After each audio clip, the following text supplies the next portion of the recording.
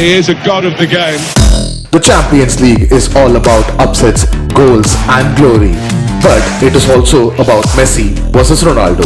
Only difference is they are wearing different jerseys now.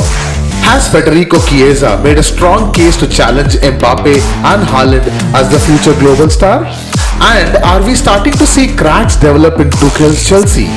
Also, Bayern hammer Kyiv, CSK are on top of the IPL table, and can India show their test match grit against the mighty Aussies? Let's go! Absolutely world class. Hello and welcome to episode 36 of Sports Charcha. In today's episode, we are going to cover the match day 2 of Champions League and a little bit of IPL and a little bit of India versus Australia test match. To discuss all that, let's welcome Ishan. Hi guys, how you guys doing? See, Champions League midweek games were nothing short of drama and action. There were last minute winners, some very contentious refereeing decisions, lot of heartbreaks, some serious display of skills. But we will start with the old classic, which is David versus Goliath. The big upset, first timers Sheriff Tiraspol defeating the Real Madrid at the Bernabeu. I mean, this might sound like a big upset, but I mean, it is a big upset. It's Tiraspol versus Madrid. But if you have watched Real Madrid in the Champions League at home over the last 3 seasons, I believe this may not be a big surprise. I agree. First and foremost, big congratulations to Sheriff Tiraspol. I think if you guys saw the match, Real Madrid completely dominated the game. We had 31 attempts on goal, but they stood strong, and a bit of a backstory there. In the last 75 games, Sheriff Tiraspol has conceded 17 goals. Wow. Yes, in context, they're playing in a weaker league, but come on, you still need to have a strong defense, right? So, with that in mind, I think they did great in keeping out Madrid from, scoring at least 10 goals, because we had so many chances. I almost felt that there was some magnet against the goal because the ball was just not going in. But we managed to equalize after they had a very good counter attack by Cristiano himself at the Bernabeu, giving a great cross, and it was a great goal. And I think the winner in the 94th third minute can go down as one of the candidates for the goal of the season. Meaning, who would think from outside the box you let out a left footer across the goal with your laces up? Courtois had no chance. Those goals are, one of a kind, and that's what makes the Champions League so amazing. It almost was a slap in the face of Perez, who 2 months ago was talking about how these small minnows are a waste of time. They much rather face the big clubs. But as you rightly said, the Bernabeu has not been a fortress for Real Madrid in the last couple of years. And these upsets do happen pretty often with Real Madrid. So, yeah, meaning I'm disappointed, but, I'm not that disappointed because I know we'll still probably make it through the group. We have another game to play Sheriff. I fear for them there. But they're top of the table. They've beaten Inter Milan, and now they've beaten Real Madrid in their first ever Champions League. Unbelievable. Actually, they haven't beaten Inter Milan yet. They defeated Shakhtar, still a big team actually. Shakhtar, yeah. When it comes to Champions League context, they are still a great team. And what a fantastic night for Sheriff. In fact, there is a very interesting story on how this club was formed. Apparently, 2 ex-KGB agents formed this club. So, if someone is thinking about a very beautiful backstory of a small-time club, it may not be a beautiful backstory. So, yeah, I'm just letting listeners know that there is a bit of history with Sheriff. But you know what? Forget all that. When it comes to football, this is a big game. And this is a big win, and all credit to Sheriff Tiraspol. Now, before Bala, we move on, I just wanted to say this is probably the first time an unverified Twitter account club has beaten a big club or any club in the Champions League. Oh, that is a very interesting millennial stat, I would say. That is a very interesting one to say.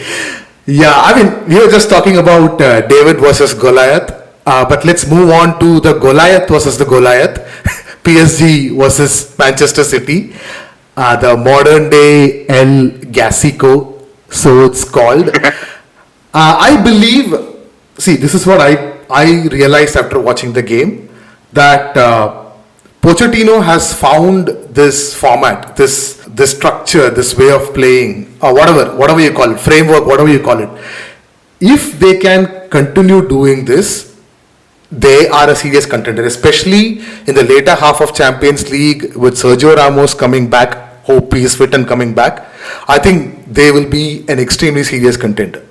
And I think, the interesting part about the squad that Pochettino is now fielding is that Ander Herrera and Verratti are probably the most important players for PSG, because with the front triumvirate who are so powerful, none of them, fall back for defense. You've seen Neymar do that a couple of times, but he's not going to do it every game.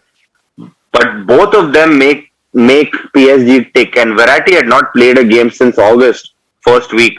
And he had just 2 practice sessions before this game, and he literally was the man of the match. The amount of ball possession he won in the middle of the park, especially from Kevin De Bruyne, etc., was incredible. And, PSG had their lucky moments. There were, I don't understand how Bernardo Silva didn't score that open goal. But 2 things stood out for me, and one you pointed out very clearly. Pochettino's almost figured out the mantra for success for PSG with this squad. The other is Pep Guardiola finally, I will feel that he needs a centre forward. Because in big games like this, it is your number 9s who can just clinch a goal out of nowhere, with, being menacing in the box. They don't have anyone like that right now, and it probably cost them this game. And he was just watching it on the other side. Like that moment of brilliance, that moment of Messi brilliance, which killed the game. Messi did nothing. I mean, according to his standards, he was very quiet. As you said, he was definitely not going to track back and defend. He was just chilling around, moving around. But when that moment came, when he received the ball or that area, he still had a lot of ground to cover to go till the edge of the box. He just suddenly switched on. It's like he just switched on and then took, I think it was, who was the defender? I forgot who was. I think it was Rodri, if I'm not wrong. He took on Rodri. Rodri could do nothing. Mbappe 1-2, and the finish was just exquisite, man. It was vintage Messi finish. Yeah, and I want to give big ups to Mbappe, because he was PSG's sole attacking threat, because the PSG style right now is counter attack, right? They taken a lot of pressure in defense and then give a long ball off to Mbappe with his pace. He creates the space. He does everything, and he did that. He did an amazing 1-2 with Messi at the halfway line, took it forward and then laid it back to Messi to score a goal, because Neymar was pretty poor throughout the game. He gave the ball away so many times. It's probably not his moment right now. I know he'll come up clutch when it really matters, especially in the knockouts if he isn't injured. So I think PSG are looking immensely strong, and if they get this mantra going consistently, they're going to be a force to be reckoned with. Talking about coming clutch, talking about important players, talking about winning moments in Champions League, there is no better player in the history than Cristiano Ronaldo. Now, I want to talk a lot of negatives about this game, but let's do the positives first. Cristiano Ronaldo pretty much absent, I would say, not doing much towards the entire game. But when that moment came, I honestly thought that he was not going to take the shot. I thought it was too narrow. The angle was too narrow for him to go for the shot. But what do I know about football? But I think the other positive is Alex Telles' goal. Again, another candidate. It was a very Paul Scholes kind of goal. But coming back to Ronaldo, and this is what we were saying about Man City, right? You need that one player who can just come up clutch, who has the self-confidence to take an impossible shot and try his luck. More often than not, it might go in. And with Ronaldo, 99 times out of 100, it generally goes in. And, that's what I think sets players like him and Messi apart in the world, they just the immense self confidence that they have that miss hoga to kya hoga, next chance aayega, we've got enough credits on our back to deal with it. But that's a very rare kind of confidence to have. Like the world was saying, is Messi too old? Is Messi, can he do it again? And Messi didn't care. He just slotted the ball in the top corner. Same with Ronaldo, narrow angle, slotted the ball in. 3 points to United, and they really needed that 3 points. And I think this is a good segue to talk about the negatives, because Villarreal could have had at least 7 goals in the first half. If it wasn't for David De Gea, they should have had about seven goals in the first half. It's incredible. I cannot imagine how they did not score. United was so poor. Diego Dalot, who hadn't played for a really long time, showed his rustiness. I think, all of Villarreal's attack happened from the left flank. Yeah. It was predictable, but United had no answer. And I think it's also a sign of what Villarreal is this season. They've got so many draws, not because they're playing poorly, but they just can't put the ball in the back of the net. True, very true. But while I was watching this game, I was just taking some voice notes, and I remember like every time I was like, De Gea saves United. Again, like De Gea saves United. Some of the saves were, as I said, vintage De Gea saves. But apart from that, I am not sure whether this result is actually benefited or actually not benefited United, because there is this feeling that, oh no, this is working. No, this is actually not working. Ronaldo is literally bailing you out, and this is not a sustainable way of playing. And United have a very, very massive October coming up. They have some 5-6 unbelievable games coming up back to back. I have a feeling that this month is definitely the make or break month for Ole. This month will show what Ole is actually made of. And I think the last point on this, I think Bonucci summed it up really well. I think after the game, where he said, Juventus relied so much at the end on Ronaldo to bail them out. They almost took it easy in training and practice that, apne paas Ronaldo hai, wo bacha lega. My big fear is that United so soon are automatically going towards that direction where something or the other, whatever happens, Ronaldo will be there to bail them out. And that's a very dangerous way, situation to be in, because, as you said, in October, they're going to be coming up with teams that will probably negate Ronaldo by either outscoring United or putting 3 people on him all the time. So what will United do then? I think their formation is all wrong. I think their starting lineup needs to change. Their midfield is a weakness. We only have Pogba there, and I don't know what's happened to Bruno Fernandes. He seems a little off. Yeah. But he actually created that first goal. There were moments where he was absolutely very bad, but then there were moments he actually pulled the team together. In fact, he gave the team talk after the halftime and all. He was the captain yesterday for United.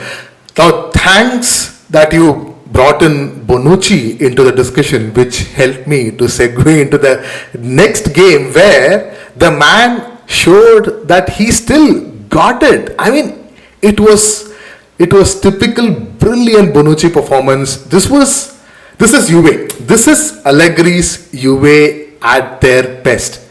They had 23% possession at home and still won 1-0.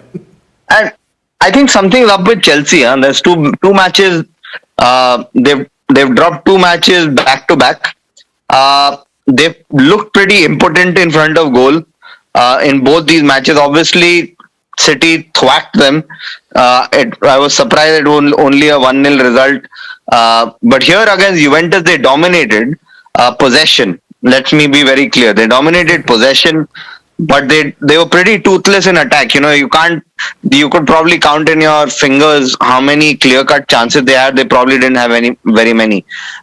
Juventus, they had one shot on target. One shot on target, meaning that's not a team that has spent over, $200 million on a forward line in a way, right? So there is a concern that seems to be brewing for Chelsea, and they need to work that out. I think the core is the line, how Tuchel, as you rightly said in the last podcast, he suddenly switches it up when you don't need to switch it up, and he's probably doing that right now.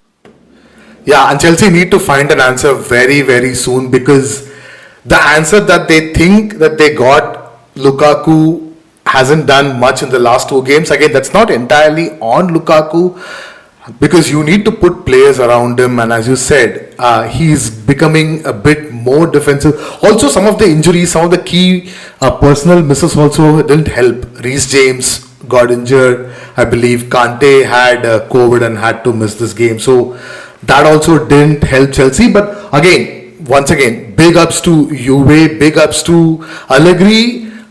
Their defense, Bonucci, Dillet, the midfield, Bentancur played really well. But again, the star of the show for Juve, and I'm still going to put one more vote for Federico Chiesa. And it's not going to be Mbappe and Haaland, it's going to be Mbappe, Haaland and Chiesa. This guy is really turning it on, and I'm hoping to see a lot from him.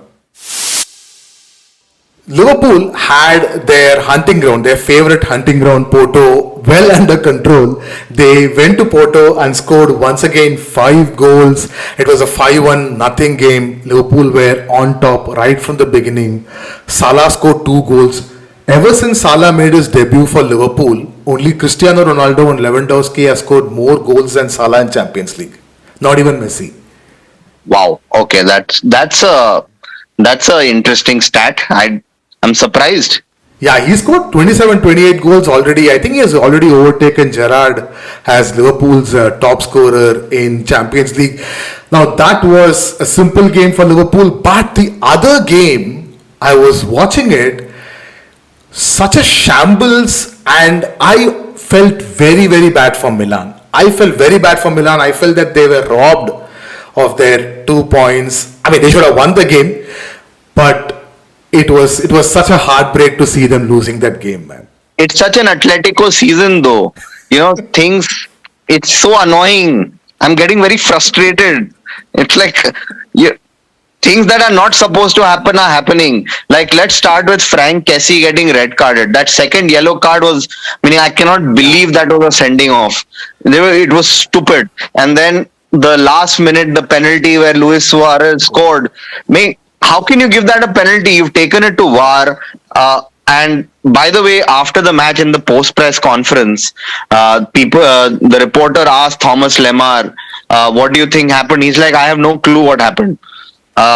If the player involved in the penalty call does not know what's happened, how can a referee say that they can say for sure that there was a nudge or a hand? It's impossible. So I think they, as you rightly said, AC Milan were robbed. They deserved 3 points, but they surely deserved 1 point. But this is Atletico. And Atletico might have a chance to prove their luck one more time this weekend, where they'll be playing Barcelona, who lost 3-0 to Benfica. 2 3-0s. I was actually going to segue your hunting ground to a hunting ground where Barca get hunted. That is the Estadio del Luis, where they really do not have really good memories.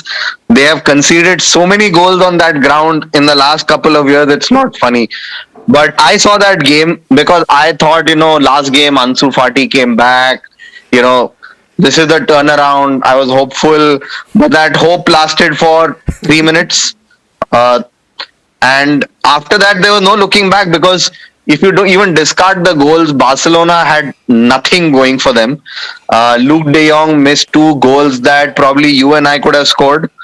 Right in front of goal, he just needed to put a knee to it, but he decided to put his groin to it, and his groin doesn't point in the right direction, obviously, because it didn't end up in the goal. And they were toothless, Barcelona, right? Throughout the game, they had no conviction. I have a question before. I don't want to spend too much time on Barcelona. It depresses you. But I have a question for you. Do you think Koeman coming out after every game saying that yehi hamari औकात hai is counterproductive for the team? Dude, he is going. See, what I see in Barcelona right now is just the formalities that's supposed to happen. They are just waiting for this international break to start. Next game against Atletico, he is going to lose definitely. There is no way. I don't think in any way that he's going to win. Unless Atletico decides to lose, it's not going to happen. Luis Suarez is going to score a goal and go and celebrate in face of Koeman, and I am envisioning PK standing behind and laughing at this. Dude, after the game was over, Joan Laporta goes and talks to the players. The players are talking to Laporta more than they're talking to Koeman. Koeman is a dead man walking. This is going to end. I don't think he's going to continue beyond this international break. So, to be fair, these two games, it doesn't matter. These two games. My biggest insult to Barcelona in their situation right now is I am very confident when Barca and Atletico play each other, Atletico won't suffer. Yeah. That is not going to happen at all. I will think about watching that game also, but hopefully I will. It was on Saturday night. Now, other interesting results happened across Champions League. One not interesting result, a very usual one, was Bayern 5, Dynamo Kyiv 0, and our only update is Lewandowski, who's once again scored 2 goals. I don't think there is nothing else to talk about that game. Bayern and PSG, as it stands, are looking like the two obvious top favorites to win this competition this time. I won't count out Liverpool in this. By the way, the way Liverpool have played in the last couple of games in the Premier League as well as in the Champions League, I won't count them out. The only reason why I will give Liverpool lesser chances, they don't have the squad depth. Otherwise, yeah. And on the first starting 11 basis, I agree. Liverpool can be one of the other favorites too. So Saturday night, we were talking about Atleti versus Barcelona, and that is going to be one of the games of the weekend for us. And as we were saying before, we definitely don't expect, at least I definitely don't expect Barcelona to get anything out of this game. The only thing that is assured is once when this game is done, Ronald Koeman will be out. Now, who's going to be the replacement? That's another podcast. But Griezmann scored. Luis Suarez scored. Do you see a narration building up? Man, I see every narration building up that is not in favor of Barcelona. The one argument I have about Koeman out is that it's not that easy because Barcelona do not have the money to pay off his exit clause. I think if they did have the money, Koeman wouldn't have lasted this, even begun this season with Barcelona. Because if you remember, when Laporta took over, he said, I'll give 2 weeks to find a manager. Obviously, he couldn't find one in 2 weeks, and that's why Koeman stayed. So that is my only bone of contention about him getting fired post this game. But you know what? I would let me switch it up. I would give Barcelona a chance. One, if Atletico have a bad day, obviously, but I think if Ansu Fati starts and they start off positively, the Atletico defense is not as strong as it was. So if Depay, who's actually become the usual Depay as we thought he would be, absolutely toothless, not effective. He started off so well with Barcelona, but this is Depay, right? You know, I've never seen him as a Barcelona level player. You know, a lot of Catalonians might hate me on this because they've taken to Depay really well, but I've never thought he's a Barcelona, level kind of player.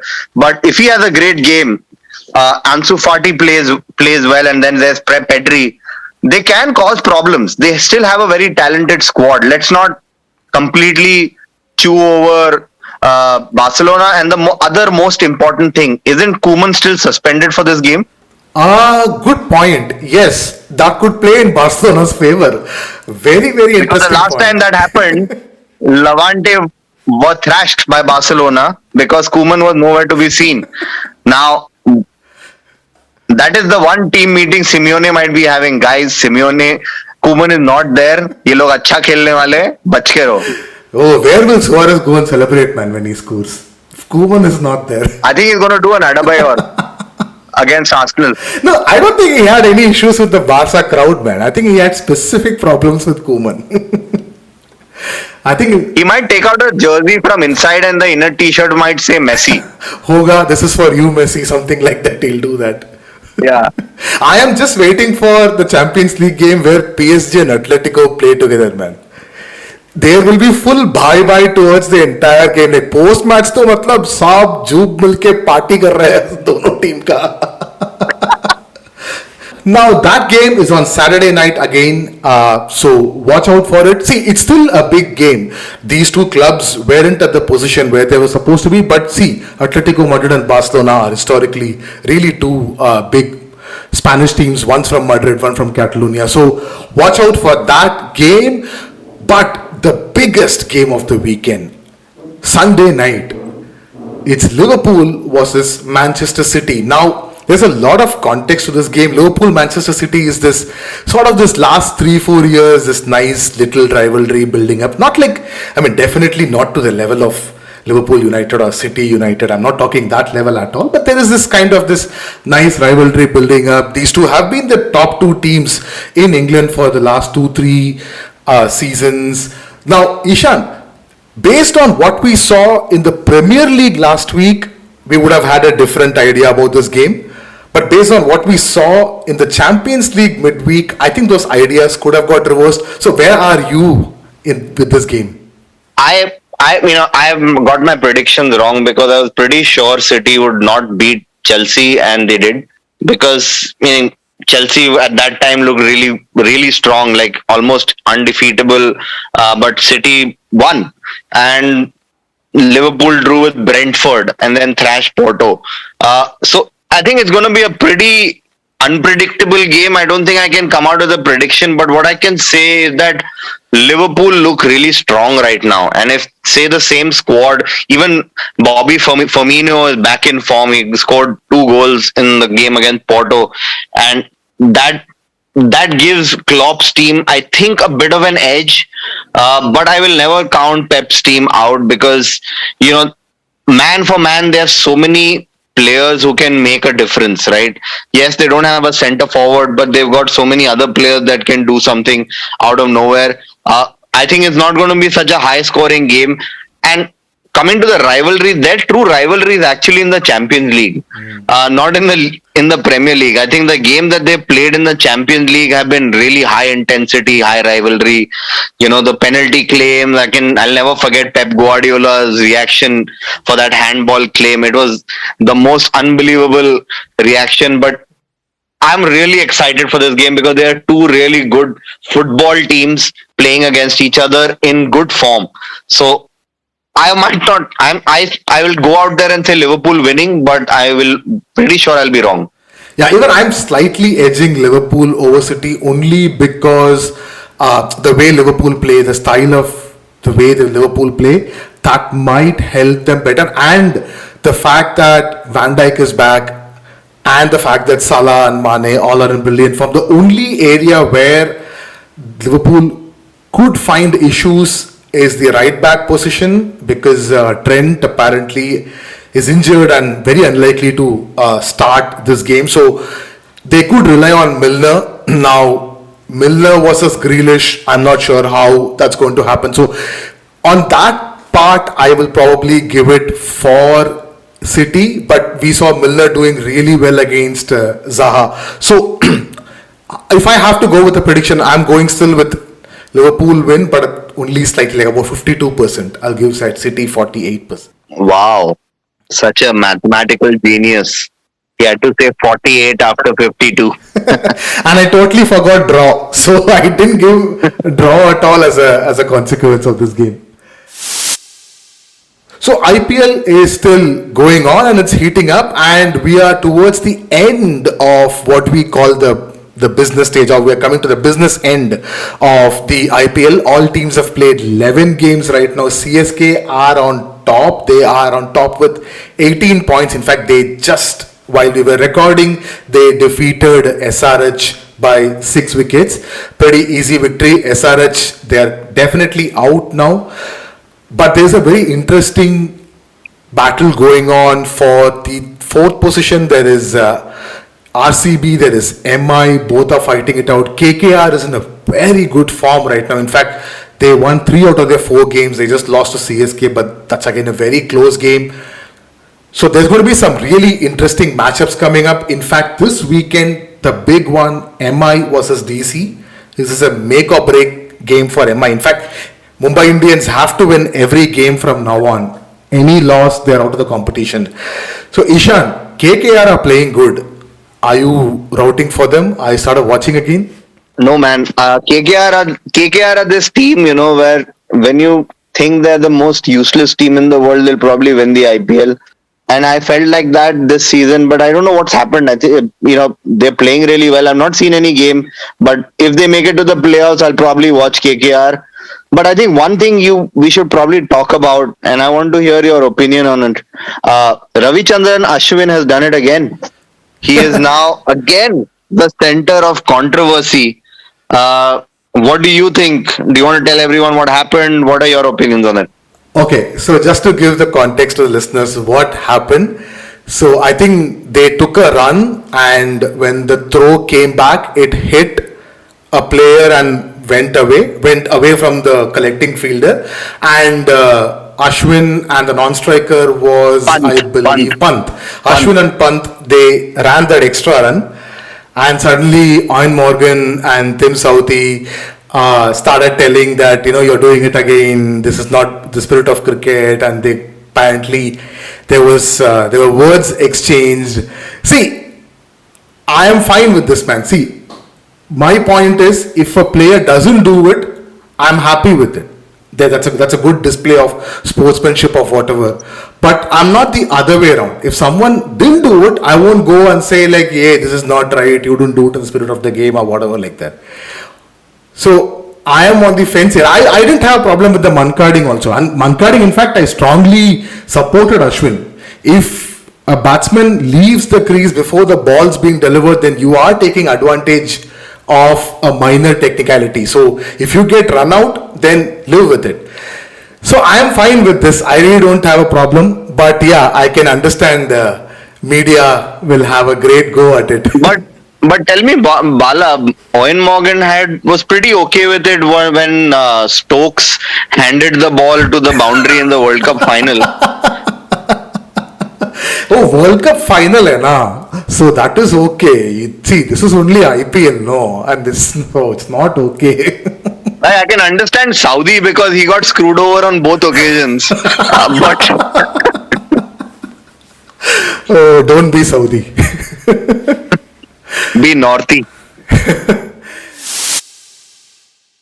So the India Women Australia Women series is going on. In fact, today the first test match. It's the first pink ball test match for the Indian women's team. It started today, but unfortunately, rain played spoil sport. We had only about 45 overs of game. India were 132 for 1. Very good start, amazing start between our star openers Mandana and Shefali Verma. They put on about 1993 runs partnership, and they were going at a brisk pace. I mean, you can understand when Shefali is around, that is inevitable. But it was really good to see. I just saw about 10 overs. They were applying a lot of technique. I mean, I didn't see Shefali Verma swinging her bat around. So it was really good to see. But again, rain came and played spoil sport. Now this is on Sony Live, and it's a day-night test match, so it's not starting at 5 a.m., 4 a.m. in the morning. I think it's starting at around 10 a.m. for us Indians. So if you guys have some time in the afternoon or sometime, just catch about 5-10 overs of pure test cricket. In fact, last podcast, Ishan, you were talking about it. Yeah. And I think, obviously, now the weekend coming, you guys can actually watch quite a bit of cricket because, watching these guys, especially Smriti Mandhana bat, man, like, I'm such a fan. Like, she is such a superstar, with her technique, the style she has while caressing the ball through cover, especially. Very Rohit Sharma-esque. I think it's a great match because pink ball test, I'm not such a big fan of, but a test match is a test match, and this is actually enables Indians to watch it at a more reasonable hour. I think people should do that because it's going to be a good match, especially day 2 and 3 is with the rain. It's going to be quite a green pitch, the ball moving around. It's going to be dramatic. I think India looking pretty strong because if you look at the Australian squad, they've got a lot of debutants this match. So, India have a chance to win this match and the series because it's a one-match series. Yeah, and actually this is, as I said, right, this wasn't like there is no ODI series, Test series and T20 series. They are doing it like one series.